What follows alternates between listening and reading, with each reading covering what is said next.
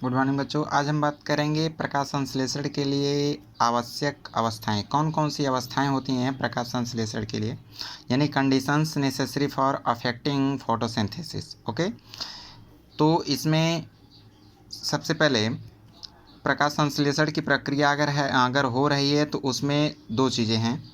सबसे पहले प्रकाश संश्लेषण की प्रक्रिया अगर हो रही है तो इसमें देखिए, एक इधर हो गया प्रकाश और इधर नीचे हो गया क्या, हरित लवक। तो एक इसेंशियल यानी एक होता है मेन सब्सटेंस, एक होता है मेन यानी कि मुख्य पदार्थ होगा, और एक होगा क्या, एसेसरी फैक्टर यानी सहायक कारक। ठीक, तो प्रकाश ऐसे बना लीजिएगा, प्रकाश संश्लेषण प्रकाश दो कॉलम बनाइएगा, यानी दो कॉलम ऐसे करके बनाएगा। यहाँ पर लिखिएगा हिंदी में प्रकाश संश्लेषण। ठीक, यहाँ पर दो तीर लगाइएगा, दो तीर में यहाँ पर लिखिएगा मेन यानी मुख्य कारक। ठीक, यहाँ पर हो गया क्या, मेन फैक्टर। ठीक, मुख्य कारक यहाँ पर हो गए। मुख्य कारक में कौन कौन से, एक है क्या, लाइट प्रकाश, और दूसरा क्या, क्लोरोफिल यानी हरित लवक। ठीक, और यहाँ पर क्या है, एसेसरी फैक्टर जिसे हम लोग सहायक कारक के नाम से जानते हैं। सहायक कारक से पहले आपको हम लाइट के बारे में यानी मेन फैक्टर यानी मुख्य कारक में आपको बताएं, तो इसमें सबसे पहला क्या, लाइट प्रकाश है। ध्यान दीजिएगा यहाँ पर यदि प्रकाश रेड कलर का है तो रेड कलर में सबसे ज़्यादा प्रकाश संश्लेषण, यानी कि रेड कलर है तो रेड कलर में हाई फोटोसिंथेसिस होगा। ब्लू है तो मिड यानी मध्यम वर्ग में, यानी कि मध्यम यानी कि उससे कम होगा। यदि ग्रीन है, ग्रीन मतलब हरे कलर का है, तो सबसे कम प्रकाश संश्लेषण की प्रक्रिया होगी, क्योंकि आप जानते हैं कि सूर्य के प्रकाश में कितने रंग होते हैं, 7 वैजनी हफिनाला, आपको पता होगा। तो वैजनी हफिनाला नाला लास्ट में ल पड़ रहा है, तो सबसे ज़्यादा प्रकाश संश्लेषण की प्रक्रिया किसमें, सूर्य के प्रकाश के कौन से कलर में, रेड वाले में। रेड में सबसे ज़्यादा फोटोसिंथेसिस, फिर उससे कम ब्लू में, नीला में, फिर उससे कम हरे में। ठीक, यहाँ पर एक कंडीशन लिखेंगे, when the sunlight too high, यदि सूर्य का प्रकाश अगर बहुत मात्रा में अगर क्या कर दिया जाए, हाई कर दिया जाए, ज़्यादा कर दिया जाए, then the photosynthesis is very slow because the solarization of chloroplast या क्लोरोफिल। ध्यान दीजिएगा कि अगर सूर्य का प्रकाश है तो अगर सूर्य के प्रकाश को अगर अत्यधिक मात्रा में अगर दे दिया जाए, ध्यान दीजिएगा, सूर्य का प्रकाश है तो सूर्य के प्रकाश अगर अत्यधिक मात्रा में अगर जा रहा है, तो जब सूर्य का प्रकाश अत्यधिक मात्रा में यानी कि आवश्यकता से अत्यधिक हाईली टेम्परेचर से अगर पत्ती पर पड़ेगा यानी क्लोरोफिल पर पड़ेगा, तो उस कंडीशन में सोलराइजेशन हो जाएगा। सोलराइजेशन मतलब होता है क्या, हरित लवक का क्या, नष्टीकरण, यानी हरित लवक नष्ट होने लगेंगे। Result the photosynthesis is decrease, यानी प्रकाश संश्लेषण की प्रक्रिया क्या हो जाएगी, कम होने लगेगी। ध्यान दीजिएगा कि अगर प्रकाश संश्लेषण की प्रक्रिया हो रही है तो अगर अत्यधिक मात्रा में सूर्य का प्रकाश यानी सनलाइट अगर अत्यधिक मात्रा में बहुत ज़्यादा टू मच बहुत तेज़ी के साथ अगर जा रही है, तो वहाँ पर सोलराइजेशन हो जाएगा क्लोरोफिल का, और जब सोलराइजेशन हो जाएगा क्लोरोफिल का तो वहाँ पर क्या होगा, सोलराइजेशन मतलब कि हरित लवक का क्या,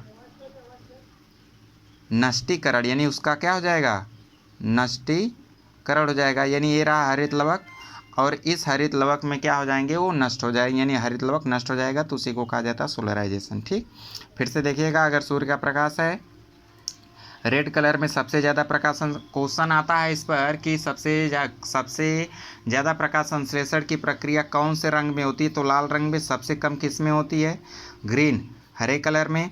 अगर क्वेश्चन ऐसे पूछा जाए कि अगर बहुत तेज़ी के साथ यानी बहुत ज़्यादा मात्रा में अगर सूर्य का प्रकाश अगर दे दिया जाए प्लांट यानी कि प्लांट के लीफ के यानी ग्रीन पार्ट में, तो क्या होगा, क्या प्रकाश संश्लेषण की प्रक्रिया होगी बट बहुत कम होगी, बहुत कम हो जाएगी। क्यों हो जाएगी, क्योंकि सोलराइजेशन हो जाता है क्लोरोफिल का। ओके, इसके बाद आता है क्लोरोफिल। यदि क्लोरोफिल ज़्यादा मात्रा में है तो फोटोसिंथेसिस भी ज़्यादा होगी। क्लोरोफिल अगर पत्ती में ज़्यादा है तो प्रकाश संश्लेषण भी ज़्यादा होगा। यदि क्लोरोफिल यानी हरित लवक कम है तो प्रकाश संश्लेषण भी क्या होगा, कम होगा। Repeatedly again, if the chlorophyll is high then the photosynthesis is high, if the chlorophyll low then the chlorophyll is photosynthesis is low, यानी हरित लवक ज़्यादा मात्रा में रहेगा तो प्रकाश संश्लेषण ज़्यादा होगा। यदि हरित लवक कम मात्रा में है तो प्रकाश संश्लेषण भी कम होगा। ओके, अच्छा, अब इस दूसरा इसमें एसेसरी फैक्टर कारक में, यदि कार्बन डाइऑक्साइड की मात्रा ज़्यादा मात्रा में तो प्रकाश संश्लेषण भी ज़्यादा होगा। टेम्परेचर अगर बहुत ज़्यादा है तो प्रकाश संश्लेषण की प्रक्रिया कम होगी। यदि टेम्परेचर बहुत कम है तो प्रकाश संश्लेषण की प्रक्रिया कम होगी। नॉर्मली प्रकाश संश्लेषण की प्रक्रिया यानी 10 to 35 डिग्री सेल्सियस इतना ही रहता है, यानी 10 से कम हुआ तो प्रकाश संश्लेषण कम होगा। 35 डिग्री सेल्सियस से अबव गया तो फोटोसिंथेसिस क्या होगा, डिक्रीज होने लगेगा। बात समझ में आ रही है ना। टेम्परेचर यानी ताप पर भी निर्भर करता है फोटोसिंथेसिस की प्रक्रिया कि यदि तापमान अगर कम होगा, किससे कम, 10 डिग्री सेल्सियस से कम, प्रकाश संश्लेषण कम होगा। 35 डिग्री सेल्सियस से अगर अधिक होगा तब भी प्रकाश संश्लेषण की प्रक्रिया क्या होगी, कम हो जाएगी। तीन दोनों के बीच में रहेगा तो नॉर्मल होगा।